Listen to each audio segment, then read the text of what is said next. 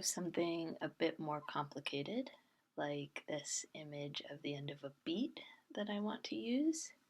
Let's come in and try the quick selection tool again that we had used before. This may just always be our best friend. Took a little too much, but now I can come to subtract.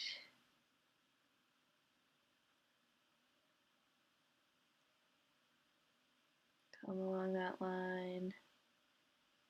Get rid of the extra here.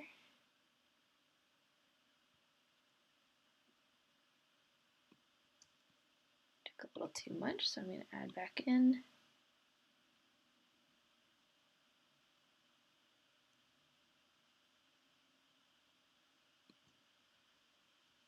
And just take out this little nugget right here.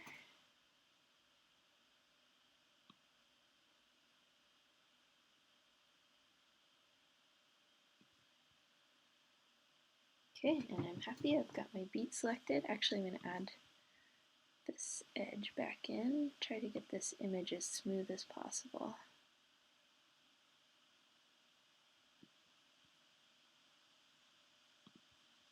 Take out that.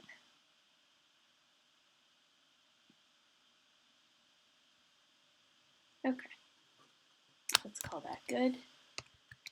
And I copied it, I pasted it so it appeared in a new layer. I'm going to delete that. Now I just have my beat that I can work with. Still needs a little bit of cleaning up, so on this layer what I can do is come in with the eraser tool and just clean off that part I didn't want. Okay, and I erased out things that I didn't want. Now I have a nice beat to work with. It's really super red and purpley, and I'd actually like it to match my lip color. So what I'm going to do is adjust the colors on this. So I'm going to come over to the adjustment layers, and let's see. I want to adjust color balance because I see that this is really a vibrant magenta, and I think I need to get some more blue tones in here to get it more like the lip. I also will probably want to tone down the vibrance of this. So I can start with that. So I'm going to add a vibrance adjustment layer. But notice whenever you add an adjustment layer, it affects everything below it. So if I tone down the vibrance on this, notice how it's doing it to every image below as well.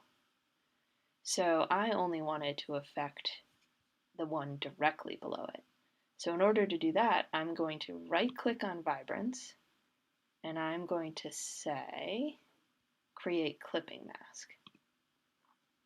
Now whatever I do in here only affects the layer directly below it. And if I really want to keep those together, I can hold down Shift to select them both. I can right click and I can say link layers.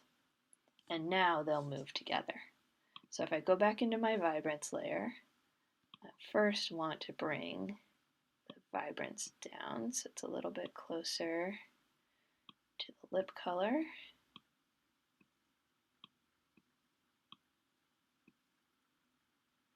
And that's pretty good actually.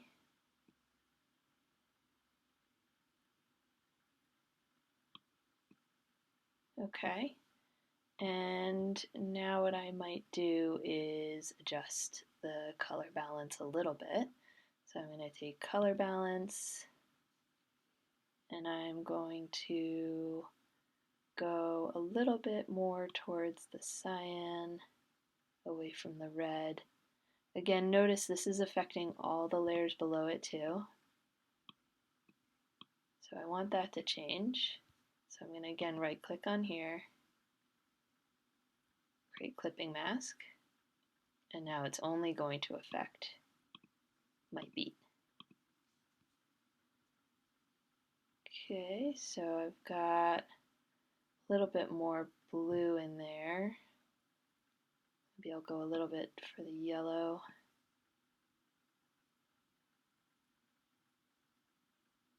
And then what I actually want to do, last of all, is get the edges to lighten up a little bit.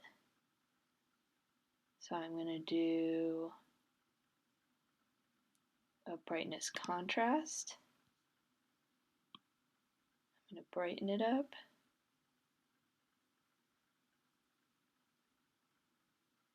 Take the contrast down. Again, right click to make a clipping layer. So it's affecting only the piece below it. And I don't want it to do it to all of the beat. I just want to do the edges really. So what I'm going to do is I'm actually going to come into here, the layer mask thumbnail, and make sure I have that selected.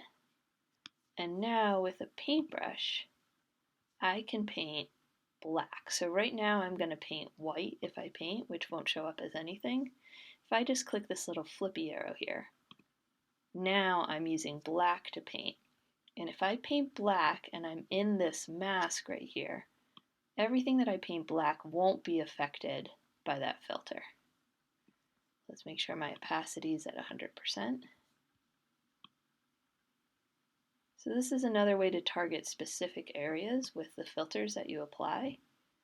So now notice as I change brightness and contrast, it doesn't affect the center because I've painted that part black.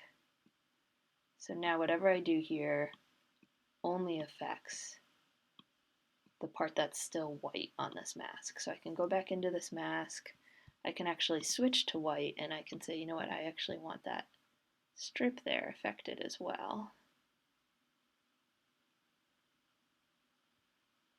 I can change my brush size here so I can be a little more precise.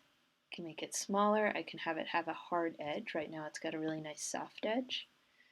I'm going to flip back to be painting with black, come back in here, now that I have the smaller brush.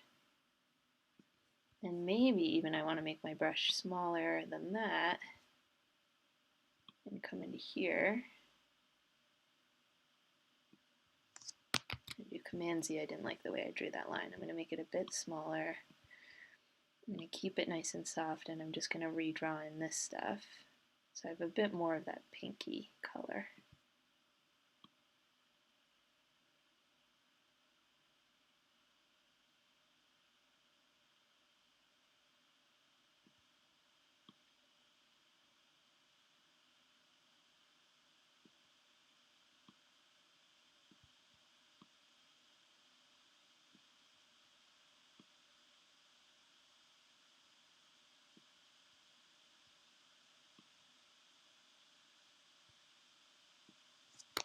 And so down to that.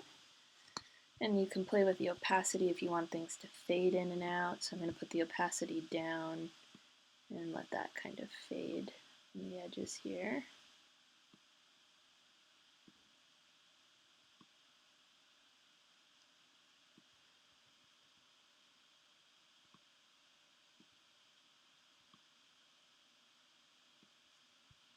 Okay, and I want to go back to color balance. Or actually, let me just edit brightness and contrast a bit because I'm afraid I've gone too far and it's not as recognizable as a beat anymore, and it's a little further away from my lip color. Coming back in here, editing that.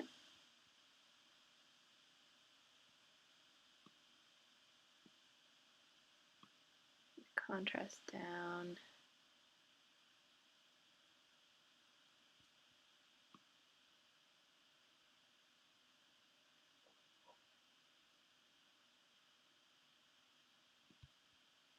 Okay, and I want to fuss with color balance a little bit. I make sure I have that part of it selected.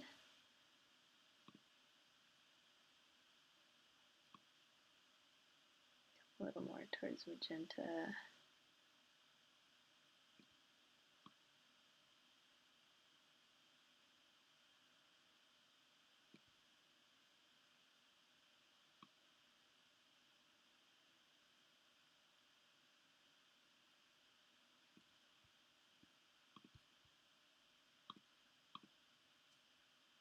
And vibrance.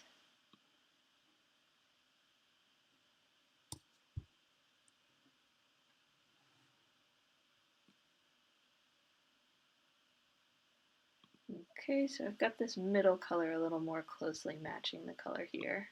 I may tweak this, and what this becomes then when you start to get really fussy about it is just a lot of back and forth and tweaking and fussing until you're happy. I want it to still look like a beat and also read as lips.